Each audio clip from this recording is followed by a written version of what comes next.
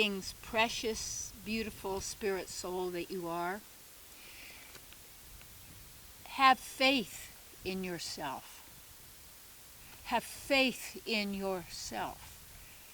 And you know, those people that say, well, they're God. Well, that's interesting. Well, we're a God, but, you know, people say, well, the gods and this. Let me tell you something. Those of us who chose somehow to be part of a virtual reality program in some level,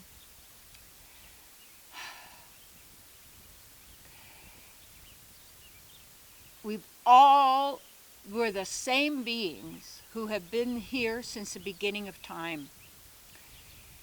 You could say recorded time, because ultimately there is no time. It's a construct. That's why you have a watch, so you watch it. And the virtual reality demands to have space, which there is no space. It's all right here. And you don't go anywhere. You're always right there, right where you are. And that's right there, right now.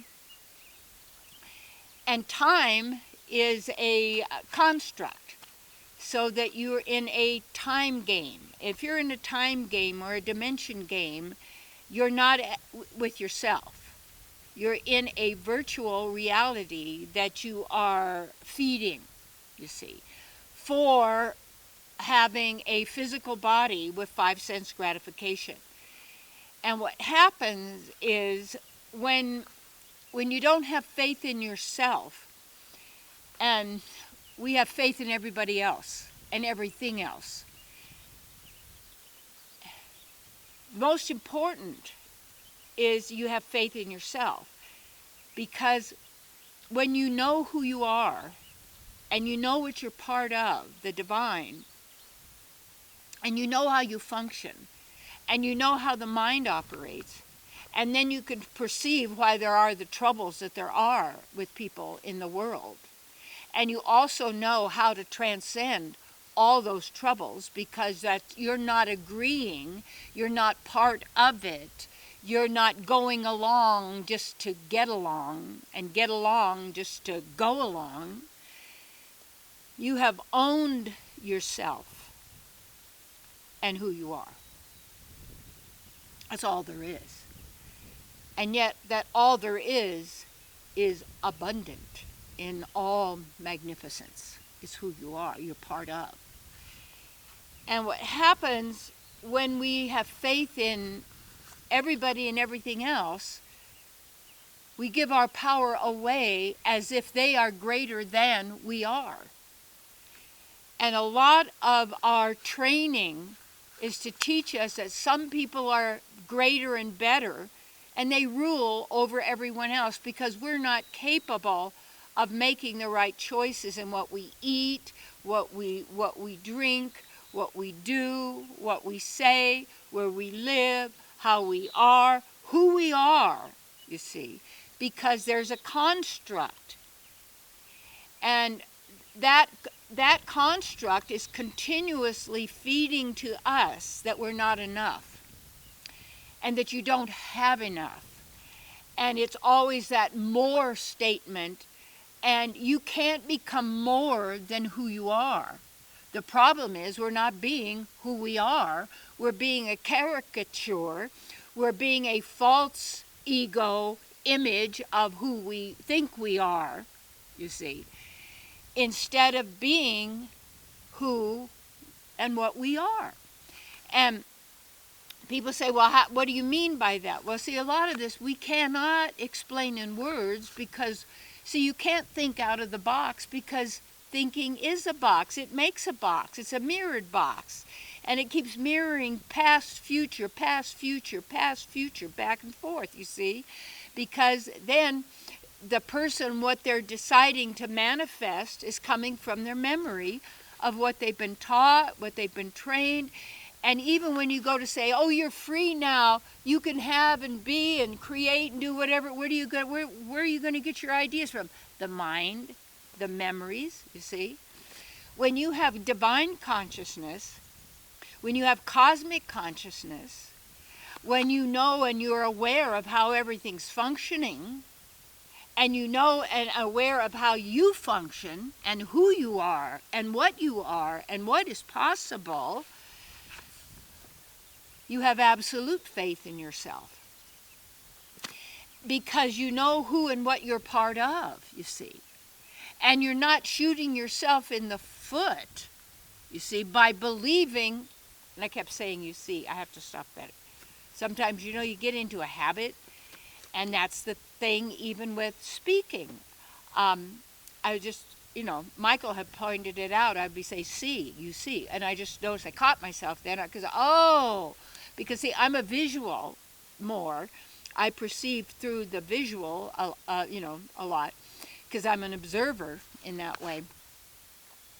And when I'm changing that habit. Once you recognize, you see something that you're doing that you don't want to be doing, you recognize it and then you change it. Sometimes you have to give yourself little notes that you leave to yourself or something else to get you to do that. And after a while, we can change immediately in whatever we're doing. In fact, what I'm contemplating are doing some either 7-day retreat workshops or a 14-day or even a 21-day, because it only takes 21 days to change a habit.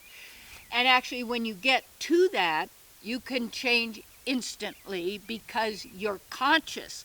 And I have to tell you, there's some things I'm so conscious about, another thing I'm completely unconscious about. And just like sometimes getting into that mode of speaking or of doing something, we're running on an automatic. And so often, that's all people are doing is they're running on a program.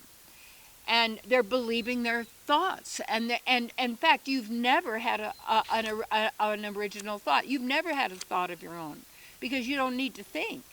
Now, you say, well, that's too far out. I can't, because all education systems and everything passed by this high school today, and they're going to give senior awards. What that means for people who could really memorize, or maybe people who are, excelled in things, which is fine. But oftentimes, the education is to teach you to line up and follow directions and memorize so that they tell you what's true and what's false. But actually, when you're told by that likes whatever wants to control you, anybody or anything, what they're telling you is absolutely the opposite of what it really is. And when you own yourself and you take command, then you question everything and everyone. You question me. I'm not here for you to believe me.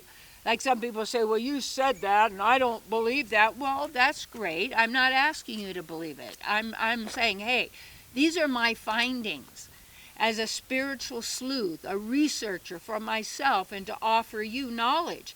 Now, it's up to you whether you take it or not. Up to you whether you want to have it. That's why we make these YouTube videos so that you can study them and use them, you see, to help you and to share them with other people. See, most people don't want other people to be happy because they're envious. Because what they do is they have faith in their mind of scarcity, and there's not enough, and there's competition, and you got to get ahead, and you got to be the winner, and you got to get more than anybody else, because otherwise you're going to be a loser. Come on, what is that? That's not you. We have been here reincarnating over and over and over within a system that more and more dumbs down people to the point where most people have no concept, no idea, no sense, no nothing of who they are. And what you have to do is you got to see, what I really like is if you're someone who also works with others, so that whatever you could get from me, because there's great researches that I have learned from, but as always I test it. And of course, I told you I love the Vedas. That first you get into the Srimad Bhagavatam and the Bhagavad Gita, but also you see they're all contaminated because they're going to tell you karma, and it doesn't mean you don't get back what you give out. But what I'm saying, it's an action-reaction reality But then it's saying, oh, if you're really good according to whatever, you get this, and if you're really bad, you get this. When basically it's always your consciousness what's going out and coming back, you see. And and so that whole heaven and hell idea, people are always back and forth in the mind between a positive and a negative. Transcend positive, negative. Don't say I only have positive thoughts. I'm going to think positive. No, you're thinking negative. You're too negative. These are just words. And when you become a witness, you can perceive everything the way it is. You don't have to go, I'm positive, I'm negative, I'm this, I'm that. No, I trust my inner guide, not the mind that's telling me about duality. So, do you have faith in your words? Do you have faith in the mind? Do you have faith in what other people told you? But if you take a look at what's really going on in the world and all of the so-called struggles, it's always about the powerful and the powerless. And then the powerful are basically power mad. And so then other people, then there are powerless, so that it's always a struggle and a game to control and direct our creative powers, because we're the creator beings. This is who we are. And so you want to be in tune then and having faith in your own self, because all things are possible to you because of who you are and what you are. And when we really get that, when we're who we are as these divine beings, we don't need a lot of rules and laws, because we wouldn't harm or hurt anybody, including an animal, you see.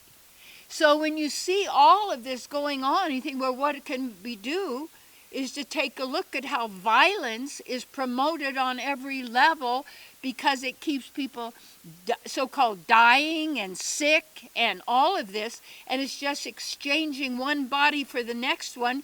Then you lose all your stuff. You got to go get it again. You got to learn to tie your shoes again. Come on. It just goes on and on and on. So how do you stop it? You stand strong in yourself and you do the work. You invest in yourself, in whatever it takes to study, to learn, to do, to work it, because you are the answer. You're not the question. It's all within you now.